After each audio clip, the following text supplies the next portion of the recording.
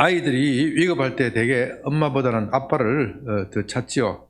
제가 고등학교 다닐 때 고등부 여학생 보면은 어떤 여학생이 위급한 일만 닥치면은 엄마야 하는 게 아니라 아버지 그러더라고요. 그렇게 소리를 지더라고요. 엄마는 내가 필요할 때 채워주시는 분이지만 아버지는 위급할 때 나를 도와주시는 분이기 때문에 그럴 것입니다.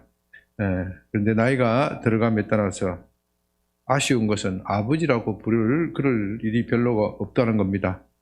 제 아버님이 돌아가신 지가 벌써 9년이 되었습니다. 그 후로는 아버지라는 것을 거의 아버지라는 말을 불러본 일이 없는 것 같아요. 물론 기도할 때는 하나님 아버지라고 부르긴 하지만 그러나 참 일상의 대화에서 그런 말을 해본 일이 거의 없는 것 같습니다. 제가 어릴 때 아버지는 저를 너무도 사랑하셨고 늘 저와 함께 계신 분, 그렇게 기억이 됩니다. 때로는 근엄한 표정을 짓고 종아리를 사정없이 내리치기도 하셨지만 늘 친근한 그런 분이었습니다. 제 아버지는 장남이시기 때문에 할아버지, 할머니를 모시고 사셨고 또 장가되지 않는 삼촌이 3분이 있어서 그야말로 대가족, 10명의 대가족입니다. 그렇다고 해서 집이 넓은 것도 아니죠. 방 2칸과 목에 달린 다락방이 전부였습니다. 그런 집안에서 10명의 가족이 부대끼면서 살아야 했기 때문에 부모님과 저희 형제 셋은 한 방을 5명이 한 방을 사용해야 했습니다. 그런 열악한 상황 속에서도 아버지는 학생은 공부를 열심히 해야 장래가 있다, 그렇게 하시면서 안방에 방 안에 밥상을 깔고서 저희 형제들을 공부하는 것을 지켜보고 계셨습니다. 저는 아버지 옆에서 공부를 하면서 아버지로부터 감시를 당한다, 이런 느낌을 받는 것이 아니라 아버지가 옆에 나를 공부하는 것을 지켜보니 참 마음이 든든하고 좋다, 기분이 참 좋았어요. 아마도 제가 아버지의 이런 헌신적 노력 덕분에 제가 일찍이 좋은 대학에 가고 또 사법고시에 합격한 것 같습니다. 그런데 요즘은 깨어진 가정이 많아서 아버지에 대한 부정적인 이미지를 가진 분이 참 많이 있습니다. 어떤 분에게는 아버지 하면 떠오르는 기억이 맨날 술만 마시고 어머니를 두들겨 패고 또 자식들을 학대하는 그런 이미지가 떠오르는 분이 있습니다. 참 안타깝지요. 심지어 아버지로부터 받은 상처가 너무 중해서 나중에 성인이 되고 나서는 아버지는 어릴 때는 아버지에 대한 정을 갈망하다가 그 정이 채워지지 못하다 성인이 되어서는 아버지를 죽이고 싶다, 그렇게 미워하는 분도 있습니다. 그런 부정적인 이미지를 가지고 있는 분에게는 오늘 본문에서 하나님을 아빠, 아버지라고 부르는 것이 참 이해하기가 어려울 수도 있습니다. 그러나 그런 분들도 너무 실망하지는 마시기 바랍니다. 어쩌면 아버지를 죽이고 싶도록 미워하는 것도 아버지에 대한 사랑을 기대했기 때문일 것입니다. 사랑이 변하여 정오가 된 것이죠. 또 그렇게 어려운 가정에서 자랐다고 해서 다 실패하는 것도 아닙니다. 그 참 인간은 뭐예요? 인간은 자기 자발적인 의지가 있기 때문에 그런 어려운 환경에 자랐다고 해서 다 실패하고 망하는 것이 아니에요. 그런 분 가운데서도 성인이 되어 그 상처를 극복한 분도 있습니다. 아버지로부터 받은 상처를 자기도 모르게 대물림을 하는 경우도 있지만 그와는 반대로 상처를 극복하고 좋은 가정을 세우고 좋은 아버지가 되는 수도 있습니다. 무엇보다도 우리가 예수님을 믿으면 그런 상처를 치유할 수 있습니다. 예수님의 십자가 사랑은 그런 상처를 치유하고 믿음의 가정으로 세워 나갑니다. 이건 정말 실화입니다. 그럴 때 불우한 가정에서 자랐지만 예수님을 만나서 그 상처가 치유가 되고 좋은 가정을 이루고 훌륭한 아버지가 되는 그런 간증을 하는 분들이 많이 있습니다. 오늘 설교 제목은 아빠, 아버지 하나님입니다. 하나님은 우리 아버지가 되십니다. 아니, 하나님은 우리의 아빠입니다. 그래서 우리는 주님이 가르치신 대로 기도할 때 하늘에 계신 우리 아버지라고 부릅니다. 얼마나 친근한 말입니까? 아버지는 자식이 부를 때 언제든지 달려갈 준비가 되어 있는 분입니다. 그의 눈은 언제나 자기 자식에게로 향하여져 있습니다. 세상의 아버지는 실패하여 자식에게 상처를 주는 경우도 있지만 하늘 아버지는 결코 실패하는 법이 없습니다. 오늘 본문을 살필 때 이런 하늘 아버지를 만나시는 여러분이 되시기를 주님의 이름으로 부탁드립니다. 본문 8장 12절입니다. 그러므로 형제들아, 우리가 빚진 자로 돼 육신에게 져서 육신대로 살 것이 아니라 너희가 육신대로 살면 반드시 죽을 것이로되 영으로서 몸의 행실을 죽이면 살리라. 우리는 예수님을 믿음으로써 하나님의 자녀가 되었습니다. 마귀의 속박에서 벗어나서 하나님 나라에 속하게 되었습니다. 그래서 8장 1절 위대한 선은 예수 그리스도 있는 자에게는 결코 정죄함이 없다. 그렇게 선언하고 있습니다. 예수님은 우리에게 정죄함이 없는 그런 특권을 주시기 위하여 하나님의 뜻에 따라 십자가를 지셨습니다. 그런 점에서 우리는 하나님과 예수님께 큰 은혜의 빚을 지고 있는 겁니다. 이제 우리는 빚진 자로서 그 은혜를 갚는다는 심정으로 살아야 합니다. 그렇지 않고 자기 마음대로 방종한 생활을 한다면 그건 은혜를 원수로 갚는 것입니다. 무엇보다도 우리가 성리의 축배를 들기는 아직도 이릅니다. 죄와 마귀의 세력은 결정적으로 패배하였지만 아직 완전히 소멸된 것이 아닙니다. 그는 비록 예수 믿는 사람을 다시는 지옥의 자식으로 만들 수는 없지만 우리에게 죄를 짓게 만들고 그래서 지옥과 같은 삶을 경험하게 할 수는 있습니다. 저는 이것을 지난주에 제2차 세계대전에 있었던 노르망디 상륙작전에 비유하여 말씀드렸습니다. 노르망디 상륙작전이 성공적으로 끝남으로써 연합군의 승리는 기정사실화 되었습니다. 그렇다고 해서 독일군이 완전히 물러난 것도 아닙니다. 누구든지 그 독일군을 만만하게 보다가는 큰 코 다칠 것입니다. 최종적인 승리를 맛보기 전에 흔히 하는 말로 개의 죽음을 당할 수도 있습니다. 그와 마찬가지로 이제 예수 믿는 사람은 자기 안에 남아있는 죄의 세력을 완전히 소탕해야 합니다. 이 죄의 세력을 소탕하지 못하면 어떻게 된다고요? 무슨 죽음? 개 죽음을 당하는 거예요. 예수 믿는 사람도 개 죽음 당할 수 있어요. 그래 되면 안 돼요. 우리가 다시 죄의 세력의 노예가 되어 지옥을 맛보게 될 것입니다. 이제 13절에서 육신에게 져서 육신대로 살면 반드시 죽을 것이다 하는 말은 바로 이런 뜻입니다. 너희가 육신대로 살면 어떻게 해요? 반드시 지옥을 경험하게 될 것이다. 그렇게 해석해도 무방합니다. 그러나 세상은 우리에게 육신대로 살라고 말하고 우리의 학교에서도 그렇게 가르칩니다. 오늘날 학교에서 하나님을 섬겨야 한다.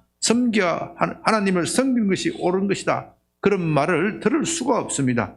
만일 선생님 가운데 그런 말을 하는 분이 있다면 그 선생님은 곧 쫓겨날 것입니다. 그렇기 때문에 우리도 그렇고 우리의 자녀들도 이런 세상의 소리에 물들어 살아가고 있습니다. 나도 모르게 영에 따라서 살라는 소리를 들으면, 오늘 같은 설교를 들으면 참 피곤하다, 시대착오적이다, 봉건적이다, 불행하다, 그런 생각을 먼저 떠올립니다. 용하게 그런 마음을 먹어도 그게 얼마나 힘든 것이야, 나도 모르게 그런 생각을 가집니다. 그러나 그렇지 않습니다. 영에 따라 사는 것이 행복합니다. 육신의 정욕을 따르면 처음에는 평안하지만 나중에는 지옥을 경험하게 됩니다. 그러나 영에 따라 사는 것은 당장은 힘들고 피곤한 일이지만 또 시대착오적이다 하는 소리도 들을 수도 있지만 끝은 언제나 생명과 평안입니다. 사람은 끝이 좋아야 모든 것이 좋습니다. 14절 무릇 하나님의 영으로 인도함을 받는 사람은 하나님의 자녀라. 이 14절에서 우리가 하나님의 자녀됨의 본질적인 표지를 뭐라고 말씀하고 있습니까? 하나님의 영으로 인도함을 받는 것, 이것이 우리가 하나님의 자녀됨의 본질적인 표지다. 그렇게 말하고 있습니다. 이 말씀은 아무리 강조해도 지나치지 않습니다. 그러나 이 말씀에 대해서 오해도 많이 있습니다. 중요한 말씀일수록 오해가 많습니다. 그렇기 때문에 이 말씀이 무엇을 의미하는지에 대해서는 우리가 좀 더 깊이 살펴볼 필요가 있습니다. 먼저 이 말씀이 우리가 성령에 충만해지고 성령에 충만해 있어서 성령의 인도함을 받는 삶을 살아야 한다. 그것을 말하는 것이 틀림없습니다. 그러나 어떤 사람은 이 말을 오해해서 우리가 무슨 행동을 하든지 일일이 다 성령의 지시를 받아야 한다. 그렇게 착각하는 분이 있어요. 특히 성령의 음성이다 하는 것을 강조하는 분들 중에 이런 착각을 하는 분이 있습니다. 요즘은 한국교회 성령의 열기가 식어서 그런지 그런 생각을 하시는 분이 좀 줄었지만 80년대, 90년대에는 한국교회가 성령에 충만할 때 그런 식으로 가르치고 그렇게 사는 분들이 있었습니다. 성령에 충만할수록 그만큼 또 마귀도 충만해요. 영적 세계는 참 오묘한 겁니다. 그래서 그들은 결혼은 물론이고 부동산을 매입하거나 주식을 매입하거나 중요한 거래를 할 때 성령께 물어보고 응답을 받아서 그렇게 한다. 그렇게 자랑했습니다. 그러면 다 성공해야 되는데 나중에 보니 성공도 하지도 못하더라고요. 네. 심지어 아침에 집을 나설 때는 무슨 옷을 입어야 하고 밥을 먹을 때 반찬을 뭘로 먹을 것인가, 그것도 일일이 성령께 물어보고 한다. 그걸 자랑하는 분이 있었어요. 저는 그 당시 그런 사람을 볼 때 참 부러웠어요. 어떤 면에서는 기가 죽어서 그런 사람 앞에 서기도 좀 부끄러웠어요.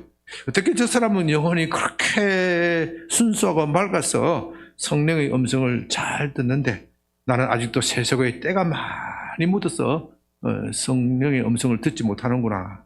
그런 영적 열등감도 느꼈습니다. 그러나 제가 성경을 깊이 공부하고 또 오랜 영성의 훈련을 쌓으면서 성령의 인도함을 받는 것은 그런 것이 아니다. 그것을 확실히 알게 되었습니다. 여러분, 이거 확실히 알려면요, 참 대가를 치러야 되는데 저도 이거 확실히 알도록 하기 위해서 엄청난 대가를 많이 치렀어요. 왜냐하면요, 그런 것들은 우리가 성령이 우리를 인도하시는 궁극적인 목적과는 별로 상관이 없기 때문입니다. 성령은 우리를 인도하시는 목적이 이 세상에서 배부르게 잘 먹고 잘 사도록, 이 세상에서 성공하도록 하기 위한 것이 아닙니다. 여러분 잘 들으셔야 돼요. 오늘 본문에서 성령께서 우리를 인도하시는 이유, 오늘 본문 12절에서 17절을 읽었는데 성령께서 우리를 인도하시는 이유에 대하여 여러분들이 발견할 수 있겠습니까? 여러분들이 만일 그것을 발견하신다면 그건 성경을 보는 눈이 한층 높아진, 한층 진보한 것입니다. 성령이 우리를 인도하시는 목적은 13절에 나와 있는데요. 13절에 뭐라고 되어 있습니까? 영으로서 몸의 행실을 죽인다. 성령께서 우리를 인도하시는 목적은 영으로서 몸의 행실을 죽이는 것입니다. 이것을 정리하면 이렇게 됩니다. 지난주에 말씀드린 바와 같이 육은 우리의 육체를 말하는 것이 아니라 우리가 거듭나기 전에 상태를 말합니다. 우리는 예수님을 믿어 거듭났지만 아직도 이 옛사람이 완전히 제거된 것이 아닙니다. 이 옛사람은 우리의 육체가 죽을 때까지 계속해서 우리 가운데 남아서 우리를 괴롭힐 것입니다. 그 옛사람은 치명적인 타격을 입었지만 아직 완전히 제거되지 않았고 오히려 독이 바짝 올라서 우리에게 반격을 준비하면서 치명적인 타격을 노리고 있습니다. 우리가 이 옛사람을 무시하면 그것에 다시 질질 끌려가서 지옥을 경험하게 될 것입니다. 그래서 성령께서 우리를 인도하여 이 옛사람을 완전히 죽이고 새 사람으로 거듭날 수 있도록, 새로운 사람으로 살아갈 수 있도록 만들어 주신다는 겁니다. 따라서 성령이 우리를 인도하는 목적은 옛사람을 죽이고 거듭난 사람으로서 살도록 하기 위함입니다.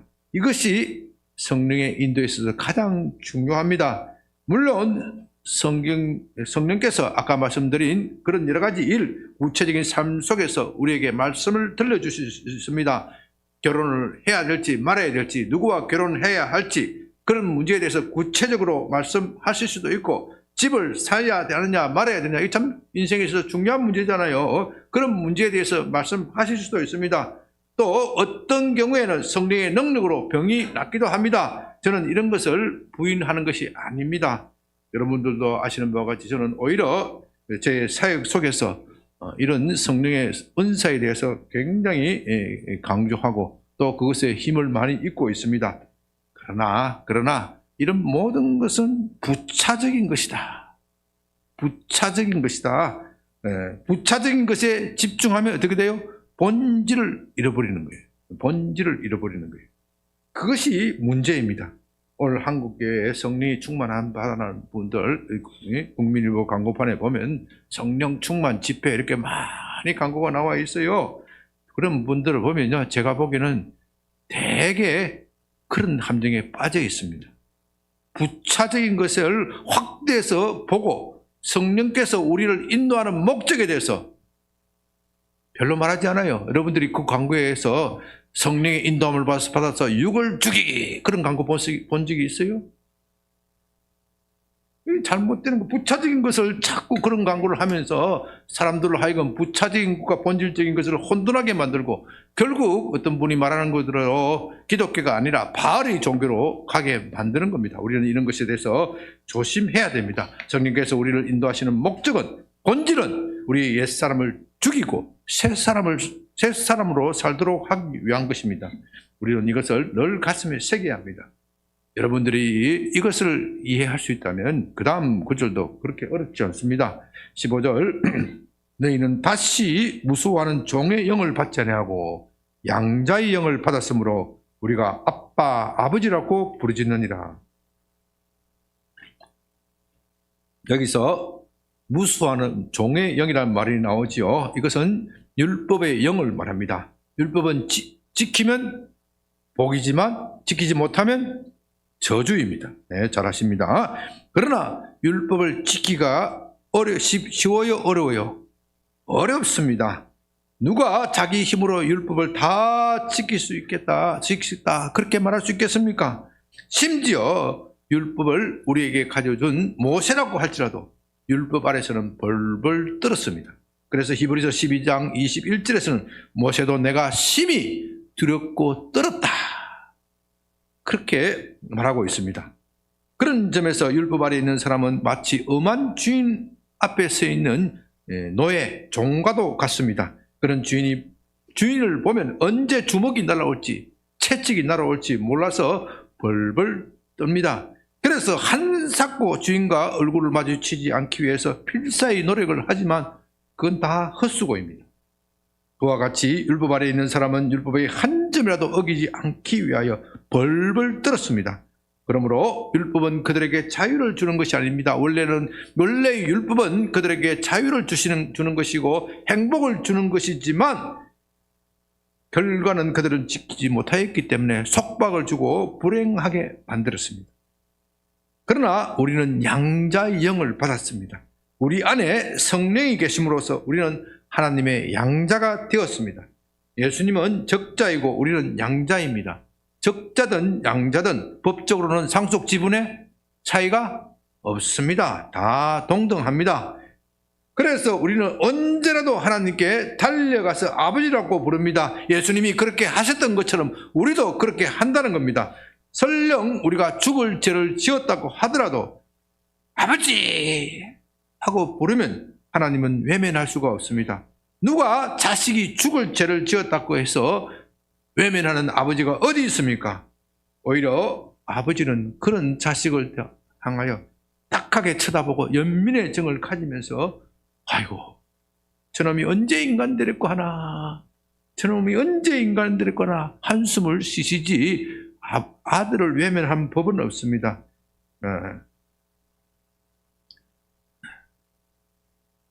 오늘부터 너는 내 아들이 아니다. 화가 나면 그런 말을 할 수는 있지만 그렇다고 해서 아들이 아닌 것이 되는 것은 아니지요. 그와 같이 하나님이 우리가 죄를 지었을 때 화를 내고 격분하고 진노하기는 하시지만, 그렇다고 해서 너는 오늘부터 내 호적에서 파겠다, 너는 내 아들이 아니다, 그런 법은 없다는 겁니다. 그런데 여기서 아빠, 아버지라고 표현하고 있는 부분이 참 의미가 있습니다. 어떤 분은 어린아이가 아버지를 부를 때 혀 짧은 소리로 아빠, 요새는 뭐 아빠 하는 것이 워낙 공통어가 되어버렸어요. 제가 어릴 때는 경상도에서 자랐는지 모르지만은 아버지를 아빠라 부르면요, 조금 잘하면 혼납니다. 혼났어요. 어떻게 아버지를 아빠라고 부르냐고. 그러니까 서울에 와서 보니까 다 아빠라고 부르더래요. 요새는 뭐 남편도 아빠야. 어릴 때는 아버지와 아빠가 명백하게 구분이 되었어요. 요새는 어느덧 인플레이션이 생겼는지 이렇게 막 하는데, 원래는 그렇지 않았다. 이렇게 아빠라고 부르는 것이 그렇게 친근한 표현이다, 그것을 강조하는 것이다, 그렇게 설명하지요. 그런 설명이 완전히 틀린 것도 아닙니다. 그런 부분이 있습니다. 그러나 본문에는 그것보다 더 심오한 뜻이 있습니다. 여기에 성경의 원문을 보면요, 이 아빠라는 말은 원래 성경은 뭐로 쓰여져 있어요? 히브리어가 아니고, 구약 성경은 히브리어고 헬라 성경은, 신약 성경은 헬라어로 쓰였는데, 이 부분에 아빠라는 뜻은 아람어예요. 아람어 발음이 아빠야, 아빠. 아빠. 아빠하고 비슷한데 아빠로 쓰여 있고, 뒤에 아버지 부분은 헬라어 파테르, 파테르 이렇게 쓰여져 있는데, 그 두 단어의 뜻은 별 차이가 없이 다 아버지라는 뜻입니다. 그러니까 사도는 먼저는 아람으로 포기하고 뒤에는 헬라어로 포기를 했다는 뜻입니다. 왜 이렇게 아람어와 헬라어를 번갈아 가면서 사용하고 있을까요? 사도가 그렇게 한 데는 또 깊은 이유가 있습니다. 지금 로마서는 누구에게 보내는 서신입니까? 로마에 있는 그리스도인들에게 보내는 서신입니다. 로마 교회는 유대인으로서, 히브리인으로서 예수님을 회심하여 예수님을 믿은 사람도 있고, 또 이방인으로서 회심한 사람들도 있었습니다. 그런데 이 초대교회 로마 교회도 마찬가지인데, 가장 심각한 문제는 이방인과 유대인과 이방인 사이의 갈등입니다. 여러분들은 그것을 생각하기 어렵습니다. 요즘 지금 말하면 이스라엘과 하마스 사이의 갈등이다, 그렇게 생각하면 쉽게 이해가 될 겁니다. 그것이 그 당시에는 이 유대인들은, 유대 밖의 사람은 다 하마스야, 하마스. 로마도 하마스고 다 하마스야. 하마스도 유대인들을 죽이고 싶도록 미워하고, 유대인도 마찬가지예요. 하마스를 죽도록 미운 거예요. 그런데 어떻게 하다 보니 이 사람들이 예수님을 믿어서 같은 교회에 모인 거예요. 이거 유대 역사에서 있을 수 없는 일이에요. 모이기는 모였지만, 예수님을 믿어서 모이기는 모였지만 서로 뭐가 있어요? 앙금이 있어요. 갈등이 있어요. 갈등이 있어요. 그런데 사도는 그 당시에 히브리 사람들은 아람어를 썼어요. 아람어는 히브리 방언이다, 이렇게. 원래 고대 히브리어는 잊어버리고 오랫동안 다른 나라의 지배를 받다가 자기 말도 바뀌어서 아람어를 썼고, 이방인들은 무슨 단어를 썼어요? 헬라어를 썼어요. 그래서 한 번은 아람어로 아버지라고 부르고, 다른 한 번은 헬라어로 말함으로써 너희가 같은 아버지를 섬기는 것이다. 같은 아버지를 섬기면 뭐예요? 형제야, 형제. 그러므로 너희는 싸울 이유가 없다. 우리는 예수 그리스도 안에 형제다 하는 것을 간접적으로 강조하고 있습니다. 구약의 성도들은요, 하나님을 감히 아버지라고 부르지 못하였습니다. 아빠라고 부르는 것은 고사하고 아버지라고도 부르지 못하였습니다. 여러분들은 구약 성경에 하나님을 아버지라고 부르는 그런 부분을 찾을 수 있겠습니까? 아마 거의 찾을 수 없을 것입니다. 간혹 그런 구절이 있는데요, 그건 본문에서 이 로마서 본문에서 아버지라고 부르는 그런 차원이 아닙니다. 단지 우리의 창조의 근원이다. 우리가 그분께서 나왔다는 뜻에서 그렇게 부른 것일 뿐입니다. 거기에는 친근한 이미지가 없습니다. 하나님은 그들에게는 너무나도 먼 분입니다. 어떻게 지음하신 하나님을 감히 아버지라고 부를 수 있습니까? 아니, 하나님이라는 이름 그 자체를 부르는 것이 그들에게는 두려운 일이었습니다. 그래서 성경을 필사하다가 하나님의 이름이 나오면 다시 손을 씻고 흔히 하는 말로 목욕 재개하고 다시 글을 쓴다는 거 아닙니까? 성경을 읽다가도 하나님의 이름이 나오면 그 이름을 감히 부를 수 없어 아도나이 나의 주 아도나이 그렇게 읽었다는 겁니다. 그렇게 하다 보니까 하나님의 이름 자체를 잊어버렸어요. 우리가 지금 알고 있는 여호와라는 하나님의 이름은 나중 후대 학자들이 추측하여 복원한 발음일 뿐입니다. 그만큼 하나님과 그들 사이는 거리가 멀었습니다. 그런데 예수님이라는 부름이 나타나서 서슴없이 하나님을 자기 아버지라고 부릅니다. 이것은 당시 유대인이 보기에는 매우 건방지고 불경스러운 일입니다. 어떻게 감히 하나님을 자기 아버지라고 부를 수 있는가? 그것은 상상도 못할 일입니다. 그들이 예수님을 십자가에 못 박은 것도 바로 그런 이유입니다. 감히 사람이 하나님을 아버지라고 부름으로써 신성모독죄를 지었다는 겁니다. 그러나 예수님은 하나님을 아버지라고 부를 뿐만 아니라 우리에게도 하나님을 아버지라고 부르라고 말씀하십니다. 먼저 제자들에게 기도를 가르치면서 하늘에 계신 우리 아버지 그렇게 시작하게 하셨습니다. 그래서 우리는 기도할 때마다 하늘에 계신 우리 아버지라고 부르는 겁니다. 또한 부활하신 예수님은 요한복음 20장 17절에서 마리아에게 이렇게 말합니다. 너는 내 형제들에게 가서 이르되 내 아버지 곧 너희 아버지 내 하나님 곧 너희 하나님께로 올라간다. 그렇게 전하라. 그 말은요, 하나님은 예수님의 아버지가 될 뿐만 아니라 우리의 아버지도 된다. 그런 뜻입니다. 같은 아버지를 모시고 있으면 서로 무엇이 됩니까? 형제가 되는 겁니다. 그래서 이제는 제 아들을 제자들이라고 부르지 않고 뭐라고 불러요? 내 형제들에게 가서 전하라. 내 형제들. 그렇게 말씀하십니다. 얼마나 영광스럽고 복된 말입니까? 하나님은 예수님의 아버지도 되지만 우리의 아버지도 되십니다. 그래서 예수님과 우리는 뭐라고요? 형제입니다. 로마서 8장 29절에서 예수님이 맏아들이라고 하였습니다.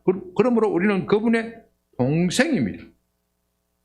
이제 여러분들은 예수님을 주님이라고 부를 뿐만 아니라 형님이라고 부를 수 있어야 합니다.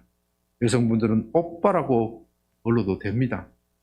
참으로 기가 막힌 말이죠. 예수님을 오빠라고 불러요. 기도할 때 급하면 오빠, 이 오빠 뭐야 이게?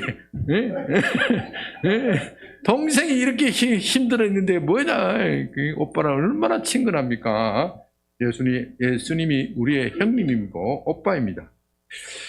16절 성령이 친히 우리 영과 더불어 우리가 하나님의 자녀인 것을 증언하시나니.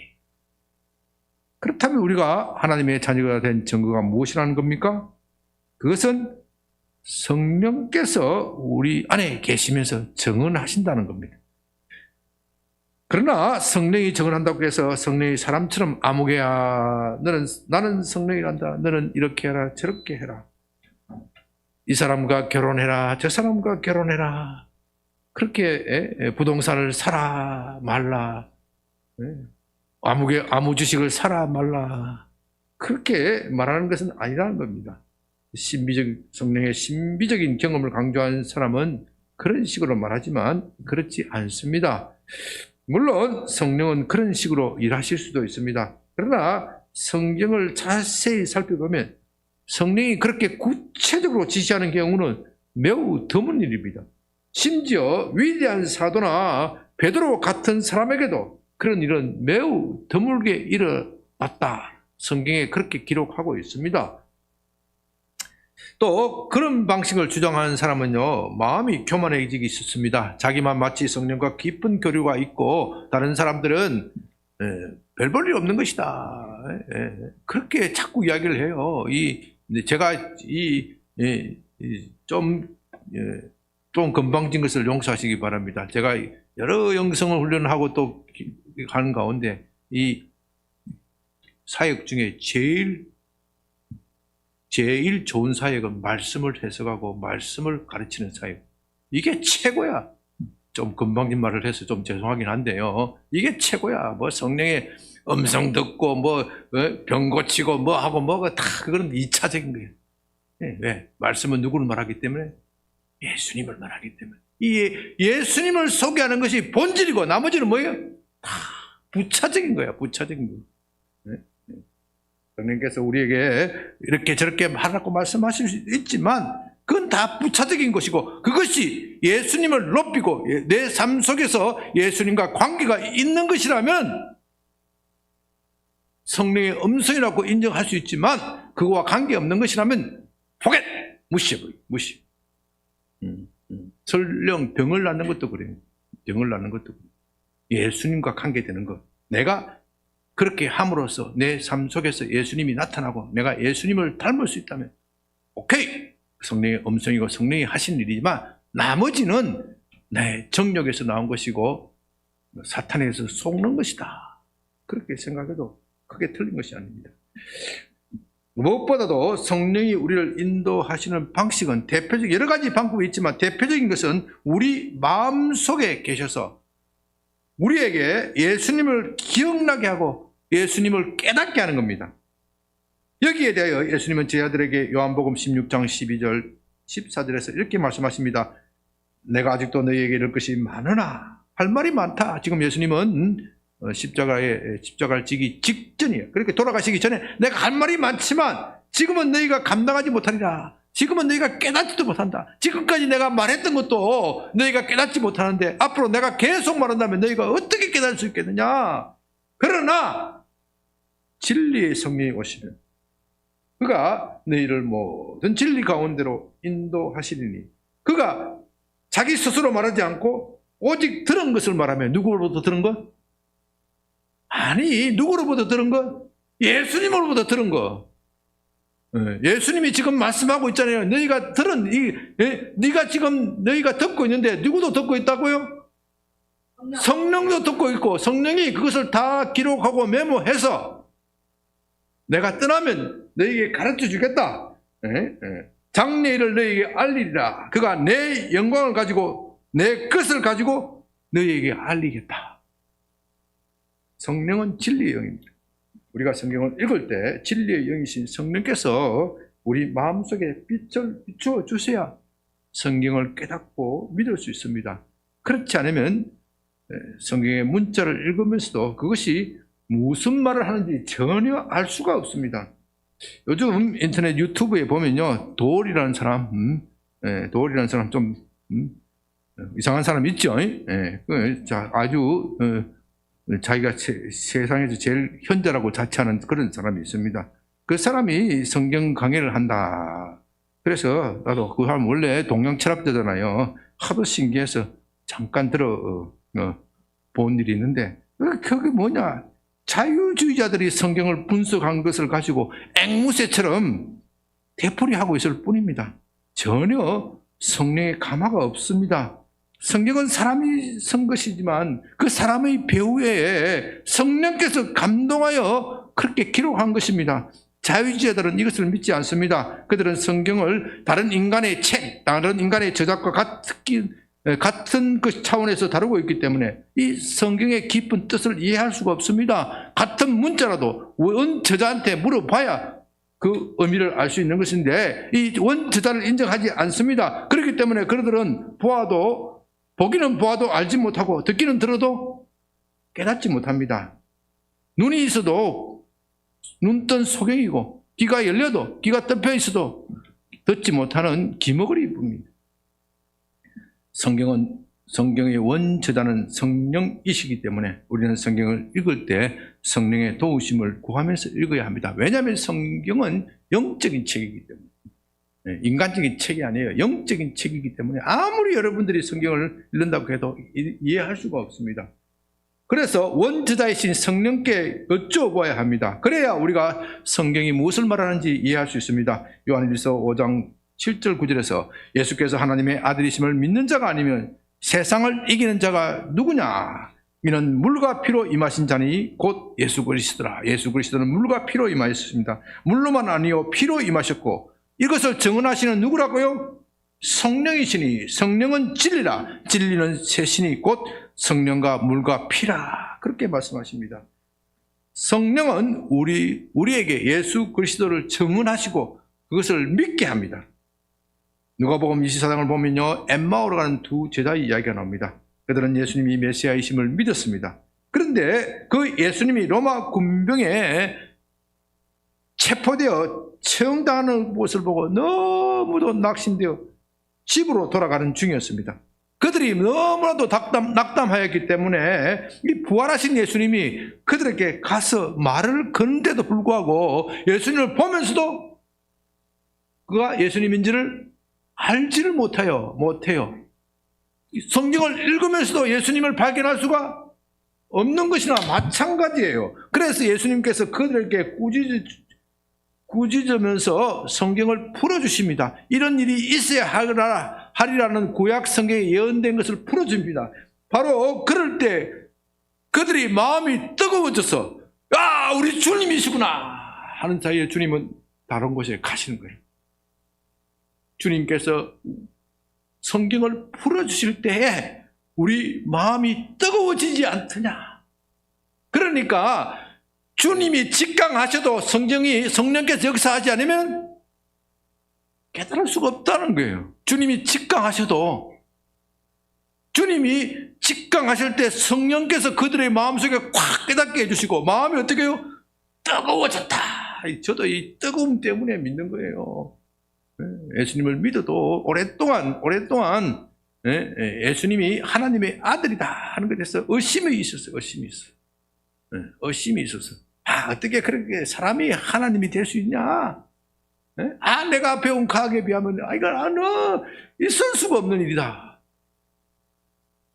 그런데 어느 날 요한복음을 공부하는 가운데 성령께서 내게 엠마오의 제자와 같은 뜨거움을 주셨어요. 뜨거움을 주시니까 그 뜨거움을 받고 보니까 하나님이 아니시라면 이런 말을 하실 수가 없다. 확신이 오는 거예요. 그런 이유로 다시는 의심을 하지 않게 되는 겁니다. 이것이 바로 성령의 증언입니다. 성령은 예수님의 십자가를 증언합니다. 우리에게 예수님이 우리를 위하여 십자가에서 피를 흘린 것을 믿게 하십니다. 어느 누구도 이런 성령의 이런 증언이 없다면 그 사실을 믿을 수가 없습니다. 그렇기 때문에 우리는 성령의 이런 증언이 있어야 하나님을 아빠, 아버지라고 부를 수 있는 겁니다. 그렇지 않으면 유대인처럼 하나님은 우리에게 멀리 있는 분일 뿐입니다. 그건 머리로만 믿는 것이고 마음으로 믿는 것이 아니지요. 17절, 자녀이면 또한 상속자, 곧 하나님의 상속자여 그리스도와 함께한 상속자니 우리가 그와 함께 영광을 받기 위하여 고난도 함께 받아야 할 것이니라. 자녀는 아버지의 유산을 물려받는 특권이 있습니다. 그렇기 때문에 우리가 하나님의 자녀가 되었으므로 하나님의 모든 소유가 우리 것이 되는 겁니다. 32절에서는 자기 아들을 아끼지 아니하시고 우리 모든 사람을 위하여 주시니가 어찌 그 아들과 함께 모든 것을 우리에게 주시지 않겠느냐. 하나님은 아들이신 예수님을 우리에게 주셨습니다. 그것은 곧 하나님이 가지신 모든 풍성함을 우리에게 주시기에 기뻐하신다. 그런 뜻입니다. 그런데 여기서 문제는 무엇도 함께 받아야 된다고요? 고난도 함께 받아야 한다는 겁니다. 우리가 상속받기 위해서는 무엇도 받아야 된다고요? 고난도. 여기에 고난이라는 말 대신에 훈련이라는 말을 끼워 넣어도 돼요. 훈련. 고난은 아버지의 아들이 되기 위한 훈련을 말합니다. 하나님 짓궂은 분이 아닙니다. 아무 이유도 없이 우리에게 고난을 주시는 분이 아닙니다. 우리가 하나님이 자녀답게 살고 행동할 수 있도록 하기 위하여 훈련하시고 그것 때문에 고난을 주십니다. 고난은 언제나 힘이 됩니다. 힘이 들지 않으면 훈련도 아니지요. 이 세상에서도 명문가의 자제는 엄격한 훈련을 받습니다. 조선시대를 보면 왕이나 지체 높은 양반집의 자제는 엄격한 훈련을 받았습니다. 그 엄격한 훈련을 받지 못해서 어떻게 해요? 빗나가는 사람, 그런 경우가 많이 있지 않습니까? 우리는 이 세상 어느 가문보다도 더 훌륭하고 위대한 하나님 가문의 자제입니다. 그런 점에서 우리가 받는 훈련은요, 조선시대에 왕자가 받는 훈련에 비교할 거 아니야. 우리는 그보다도 훨씬 더 세다니까. 그러니까 훈련의 강도도 어때요? 그보다 훨씬 세. 여러분 착각하면 안 돼요. 우리는 하나님의 자녀가 되기 때문에 하나님의 우리에게 시키는 훈련은요, 이 조선시대의 지체 높은 양반, 그 집에서 받는 훈련보다 더 세. 그러나 하나님은 눈높이 교육을 하셔요. 눈높이 교육. 참 우리가 최선을 다하여 따라오기를 바라시지만 우리 능력밖에 그것은 요구하지 않는다는 겁니다. 왜냐하면 하나님은 우리의 아버지시기 때문입니다. 아버지는 그렇게 하는 겁니다. 또한 우리는 아버지로부터 받은 심부름을 하기 위하여 고난을 받습니다. 아버지는 아들에게 심부름을 시키고 일을 맡깁니다. 집안을 관리하든지 뭐 관리하는 걸 맡기는 거예요. 빈둥빈둥 노는 아버지는 꼴을 못 보는 거예요. 아버지는 아들이 빈둥빈둥 노는 것을 꼴을 못 봐요. 반드시 자식에게 심부름을 시키고 일을 맡깁니다. 이것을 우리가 고상한 말로 뭐라 그래요? 소명이라 그러지. 소명. 소명이 딴 게 아니고 하나님이 심부름 시키는 것이야. 하나님의 심부름을 하기 위해서 뭘 받는다고요? 고난을 받는 겁니다. 고난을 받는 겁니다. 그러나 고난은 언제나 힘이 듭니다. 힘이 들지 않으면 고난도 아니지요. 때로는 우리 입에서 단내가 나고 불평불만이 나옵니다. 하나님이 우리 아버지라고 했는데 맞아? 아버지가 맞아? 우리 육신의 아버지한테도 그래 대들 때가 있어요. 저도 아버지한테는 함부로 못 대고 우리 엄마한테 그렇게 대들었어요. 엄마가 맞아! 엄마가 맞아! 너무 힘들고 그러면 그런 의심이 들죠. 바로 그것 때문에 성령님은 하나님의 우리 아버지가 됨을 증언해 주신다는 겁니다. 우리는 그 증언을 받고 하나님의 사랑을 확신하면서 하나님을 아버지라고 부르고 때로는 아빠라고 부르는 겁니다. 아버지한테 실컷 두드려 맞으면 아버지가 얼마나 원망스럽고 서운합니까? 그때 누가 달래줘요? 엄마가 와서 타덕거리면은 그 맺혔던 것이 다 풀어지고 또 금방 다 잊어버리고 아버지! 하고 가는 거예요. 아이가 잘 놀 때는 아빠, 아버지를 부를 이유가 없습니다. 그러나 힘이 들고 급하면 아버지를 부릅니다. 너무도 절박하면 아빠라고 부르는 겁니다. 그 아빠라는 말 한마디에 모든 것이 다 녹여져 있습니다. 아버지는 아이가 여러 말 하지 않더라도 아이가 무엇을 필요로 하는 것이 다 압니다. 그와 같이 우리가 고난당할 때 하나님을 아빠라고 한번 부르기만 하더라도 하나님은 즉시 응답하신다는 겁니다. 우리의 고난 중에서 응답하시는 하나님은 너무도 중요하기 때문에 다음 주에 계속해서 말씀드립니다. 이제 말씀을 마칩니다. 성령은 우리 마음에 계셔서 우리가 하나님의 자녀임을 증언합니다. 우리는 이 험한 세상을 살다가 보면 때로는 낙심하고 믿음을 잃을 수도 있습니다. 내가 하나님의 자녀가 맞나? 하나님이 우리 아버지가 맞나? 그렇게 의심할 때도 있습니다. 그럴 때 우리를 도와주시는 분이 있습니다. 성령은 우리 마음에 계셔서 우리가 하나님의 자녀임을 증언합니다. 무엇보다도 우리가 성경을 읽을 때 눈을 열어주셔서 성경이 곧 내게 직접적으로 말하는 것처럼 체험을 하게 하십니다. 바로 그럴 때 우리는 엠마오로 가는 제자처럼 마음이 뜨거워집니다. 그들은 그 뜨거움 때문에 다시 예루살렘으로 돌아갑니다. 예루살렘으로 돌아가는 것은 무엇이 예루살렘에 그들에게 기다리고 있습니까? 고난입니다. 이제 그들이 예루살렘으로 다시 돌아간다면 대제사장과 바리새인들, 그 당시에 종교, 정치 세력을 잡고 있던 그들과 충돌할 것입니다. 그들에게 무엇이 있습니까? 힘이 있습니까? 아무것도 없습니다. 가면 얻어 터지는 일밖에 없습니다. 그러나 그 뜨거움이 있었기 때문에 고난도 자취하는 겁니다. 그럴 때 성령께서 가만히 있지 않으신다. 성령께서 우리의 고난 속에서 계속하여 말씀하시는 겁니다. 자유자들은 절대로 이것을 모릅니다. 이것을 모르기 때문에 헛소리를 하는 겁니다. 그러나 우리는 성령의 인도하심을 받습니다. 성령은 지금도 우리 안에 계셔서 일하십니다. 여러분은 그 성령의 인도하심을 받아서 살아가시는 여러분이 되시기를 주님의 이름으로 부탁드립니다. 아버지 하나님 감사합니다. 지금도 살아계셔서 역사하시는 성령님 감사합니다. 우리 삶 속에서 매일과 같이 지도하고 인도하여 주시옵소서. 매일과 같이 우리 삶 속에 예수님이 닮은 모습이 나타나게 하여 주시옵시고 예수님이 우리 삶의 자랑이 되게 하여 주시옵소서. 예수님 이름으로 기도드립니다. 아멘.